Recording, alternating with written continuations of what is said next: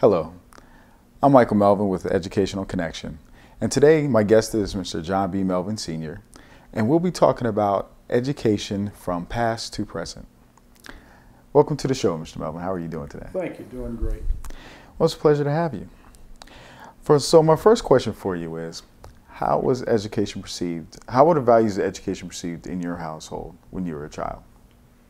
It was one of the highest priorities in our household.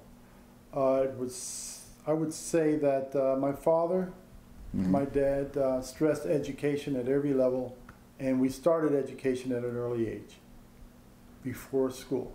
We did not have preschool, so he started around 3 years old with us. Okay. So it was very important.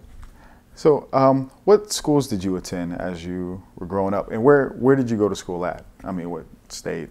Washington, D.C., which is not a state, and I attended school there from kindergarten, which was September 1955, through high school graduation in June of 1963. Okay. Which high school did you attend? McKinley Tech High School. Now, since you attended McKinley Tech High School, what was the educational experience like for you there? Surprisingly, it was very good. I didn't realize how deep the education was, our educational experience or levels were, until I met people from around the country after I joined the service. I was in pre-aeronautical engineering, and McKinley Tech was one of the few, if not the only, high school in D.C. that provided those pre-education or pre-college courses. I believe there was one other at Wilson High, but we won't talk about Wilson right now. And it was very hands-on, and a lot of class participation and interaction. Our class sizes were around 18 to 24 students per class. So it was pretty good mixture and ratio. I'm glad you said hands-on. So you're quite familiar with project-based learning then? Yes, and that is your terminology for your generation, and our generation was hands-on, and it worked very well. All of my pre-engineering courses were hands-on, including automotive, aviation, surveying, metallurgy. What else did I take? Chemistry, of course.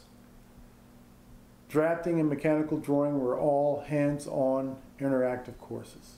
Okay. How important was standardized testing back in those times?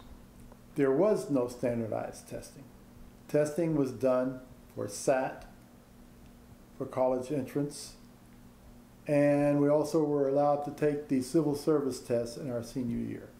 Other than that, the testing was based on the subject matter. So, and looking back at that, how do you think that compares to high schools today? Today, I think some high schools or some independent school districts make a mistake of training to test instead of training for a well-rounded education. In doing that, you're shortchanging the students. The object of education below college level is to expose the student to the ability to learn, his or her capabilities to learn, and also introduce something that they might be interested in that they would carry further as far as education goes into college.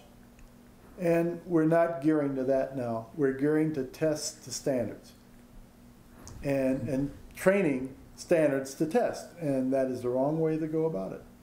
How do you think that affects our youth of today's employability skills or ability to be employed? I think it limits the average student in their ability to learn.